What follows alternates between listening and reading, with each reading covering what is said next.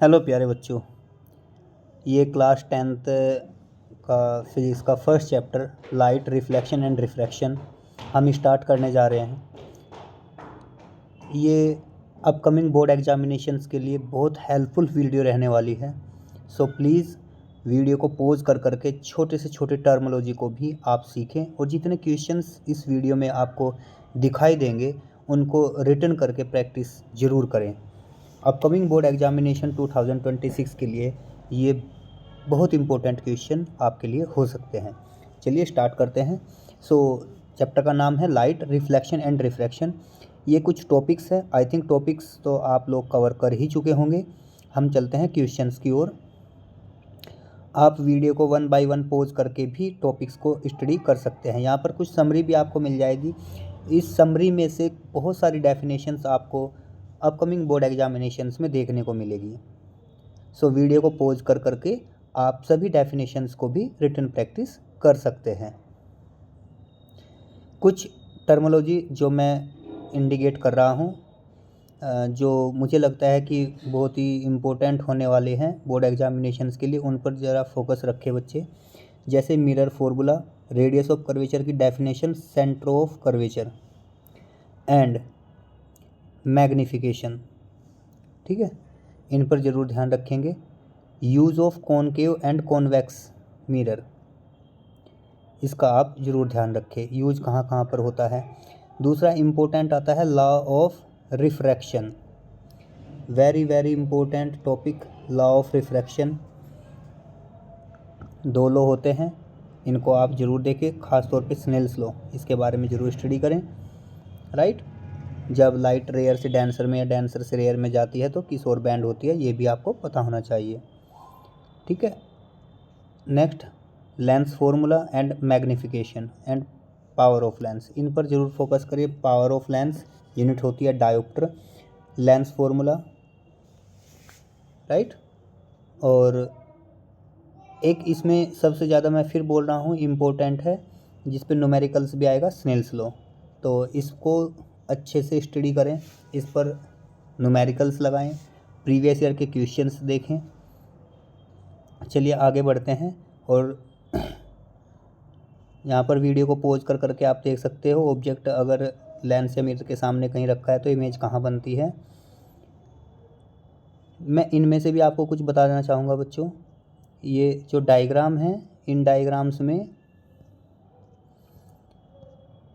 इनमें से भी आपको एमसीक्यूज़ में या डायरेक्ट न्यूमेरिकल्स में भी आपसे न्यूमेरिक डायग्राम ड्रॉ कराया जाता है। तो इन डायग्राम्स को अच्छे से स्टडी करें, एरो ज़रूर लगाएं। ये जो एरो होता है incident ray and reflected ray या रिफ्रैक्टेड रे का, इनका एरो ज़रूर लगाएं, ठीक है। कई बार बच्चे मिस कर देते हैं तो उससे आपके आंसर शीट के अंदर मार्क्स कट हो जाते हैं, राइट। अब चलिए क्वेश्चंस की बात करते हैं। तो 1 बाय 1 आप वीडियो को पॉज करके क्वेश्चंस को रीड करें और सेल्फ ट्राई करें। इनमें हिंट्स भी मैंने दे रखे हैं यहाँ पे। जैसे पहला क्वेश्चन है, a student place a candle 15 centimetre in front of a concave mirror. एक कॉनकेव मिरर है, राइट। तो सबसे पहले बच्चों को तो यही पता होना चाहिए कॉनकेव मिरर बनता कैसे है। तो ये हमारा कॉनकेव मिरर है। इसकी फोकल लेंथ जो होती है वो माइनस में होती है, रेडियस ऑफ कर्वेचर भी माइनस में होता है। मान लीजिए सेंटर है इसका, तो यहाँ तक रेडियस ऑफ कर्वेचर होती है, ठीक है। और इसकी focal length already 10 centimetre given है, तो एफ़ की वैल्यू भी आपको गिवन है, तो लिखेंगे माइनस के 10 सेंटीमीटर। ऐसे ही जो कैंडल रखी है वो 15 सेंटीमीटर पर है, तो कैंडल यहाँ पर हमारा ऑब्जेक्ट हो गया। ऑब्जेक्ट भी हमेशा माइनस में लिखा जाता है, माइनस के 15 सेंटीमीटर, राइट। तो आपसे पूछ रहा है where will be the image be formed, तो इमेज कहाँ बनेगी। यू भी गिवन है, वी भी गिवन है, तो use mirror formula. Mirror formula 1/f is equal to 1/v plus 1/u। U भी गिवन है, वी भी गिवन है, तो आपसे एफ भी गिवन है, वी की वैल्यू पूछ रहे हैं। तो आप वैल्यू रखिए, यू की वैल्यू -15, एफ की value -10 and find the value of v. Answer आएगा 30 सेंटीमीटर, राइट। हिंट्स में भी दिए हुए हैं सबके आंसर, आप देख सकते हैं यहाँ पे। अब 30 सेंटीमीटर 2 में दिया हुआ है, इन फ्रंट ऑफ द मिरर या बिहाइंड द मिरर, अब आपको ये चूज़ करना है। ठीक है, इसके लिए मैं आपको एक हिंट दे देता हूँ।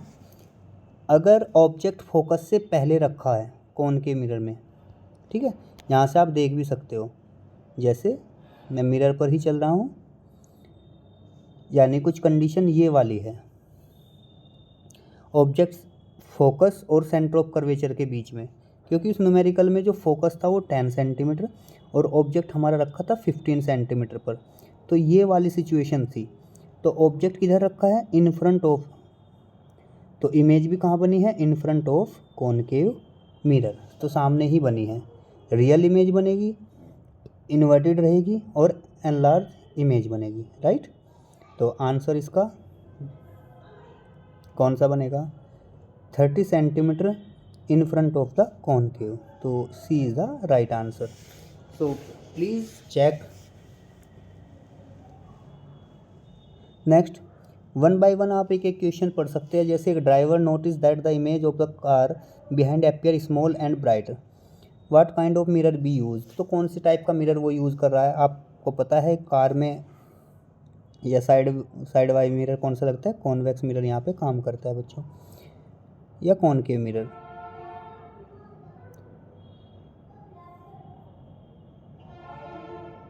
ये प्लीज़ इस पर मत जाना अभी, जो साइड व्यू मिरर काम करता है वो हमारा कॉन्वेक्स मिरर होता है, राइट।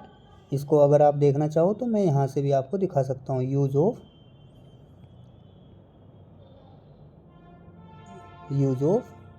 मिरर पर ये लिखा है convex mirror, rear view mirror के रूप में इसका यूज़ होता है। ये है rear view mirror, right, convex mirror का यूज़ होता है।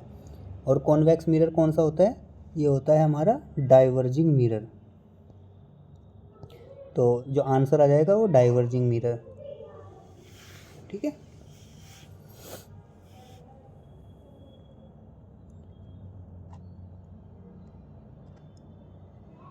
नेक्स्ट क्वेश्चन आप पढ़ते रहिए, वीडियो को पॉज करिए और सेल्फ ट्राई करिए कौन सा क्वेश्चन इसका होना, क्वेश्चन का आंसर क्या होना चाहिए, राइट।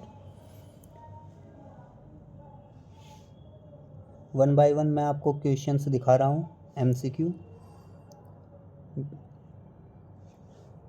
जैसे नेक्स्ट का मैं आंसर देने की कोशिश करता हूँ। A pencil partly dipped in water appear bend, एक पेंसिल को यदि आप किसी पानी के अंदर डालते हो तो आपको बैंड नज़र आती है, ठीक है। तो ये फिनोमिना कौन सा है, तो ये रिफ्रैक्शन का फिनोमिना है, refraction of light, right. Next, an optician use a lens that form a virtual erect and magnified. अब वर्डों का ध्यान रखना, लेंस का यूज किया है जिसमें virtual erect and magnified image बनी है ऑफ लेटर की, राइट।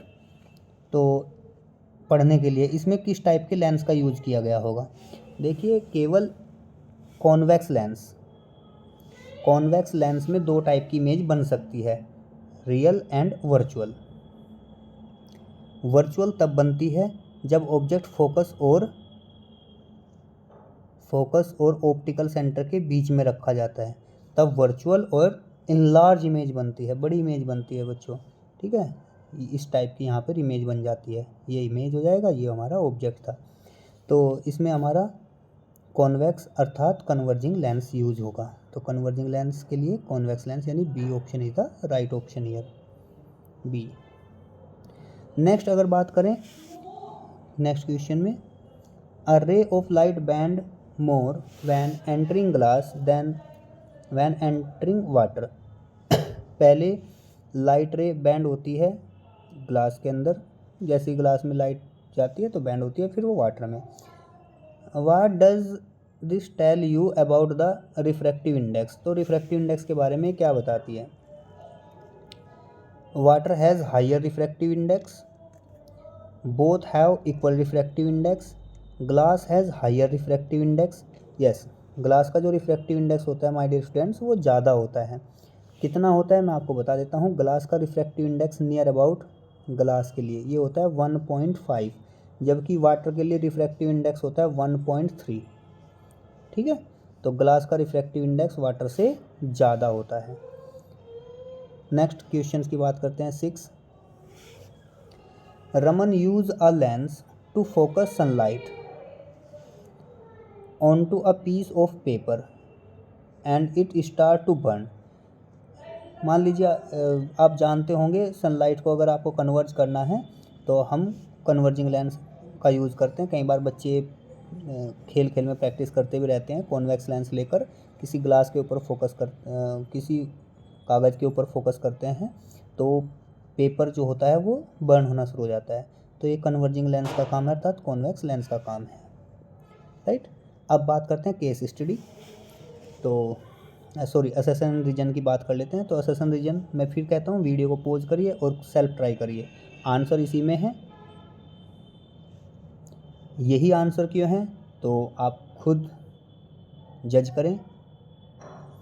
ये वीडियो ज़्यादा से ज़्यादा बच्चों के साथ शेयर करें क्योंकि हो सकता है कि इस वीडियो में से ही कुछ क्वेश्चंस आपको अपकमिंग बोर्ड एग्ज़ाम में देखने को मिल जाएं। असेसन रीजन का सोल्व करने का सबसे बेस्ट तरीका होता है कि असेसन के बाद आप बिकॉज लगाकर रीजन ढूंढिए। जैसे मैं कोई एक एग्जांपल लेता हूँ, यहाँ पर एग्जांपल कोई सा भी ले लीजिए। क्वेश्चन नंबर 9 को देख लेते हैं। क्वेश्चन नंबर 9 क्या कह रहा है, when light enter from air to glass, जब लाइट हवा से ग्लास के अंदर जाती है, it bend toward the normal, तो वो नॉर्मल की ओर बेंड होती है। बिल्कुल सही बात है। Reason glass is a rare medium than air, कह रहे हैं ग्लास रेयर मीडियम है। नहीं, ग्लास एक रेयर मीडियम नहीं है, ग्लास तो एक डेंसर मीडियम है। तो मान लीजिए अगर ये कहता कि air is a rare medium and glass is a denser medium, तो हमें कैसे लगाना चाहिए था, असेसन के बाद हम बिकॉज लगाते। जैसे जब लाइट एयर से ग्लास में एंटर करती है तो वो नॉर्मल की ओर बेंड होती है क्योंकि ग्लास एक डेंसर मीडियम है, राइट। तो असेसन के बाद जैसे ही आप बिकॉज लगाकर रीजन लिखोगे और अगर वो बिकॉज के बाद रीजन सही मिलता है तो आपका ऑप्शन ए हो जाएगा। कई बार दोनों ऑप्शन भी सही होते हैं पर वो बिकॉज उसको एक्सप्लेन नहीं करता सही से, तो यहाँ पे इसका आंसर सी रहेगा क्योंकि ये गलत लिखा है रीजन यहाँ पे, राइट, ये रॉन्ग हो गया। चलिए 2 मार्क्स के क्वेश्चंस भी देख लीजिए। 2 मार्क्स के मैं फिर बोल रहा हूँ, वीडियो को पॉज करिए, इनकी प्रैक्टिस करिए राइट करने की, ठीक है। आप स्क्रीनशॉट भी ले सकते हो। 1 बाय 1 एक एक क्वेश्चंस को आपको स्टडी करना है।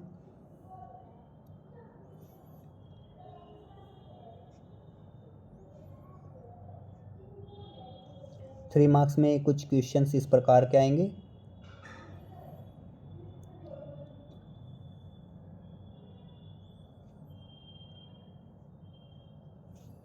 आपको मैं एक लॉन्ग टाइप क्वेश्चंस दिखा रहा हूँ, आप इसे सोल्व करने की कोशिश करें। आप स्क्रीनशॉट लें, क्वेश्चंस को स्क्रीनशॉट से देखें और आंसर अपने आंसर शीट में लिखें। एक न्यूमेरिकल्स भी है आपके सामने और ये केस स्टडी सभी बच्चे ज़रूर देखें, वेरी वेरी इम्पोर्टेंट।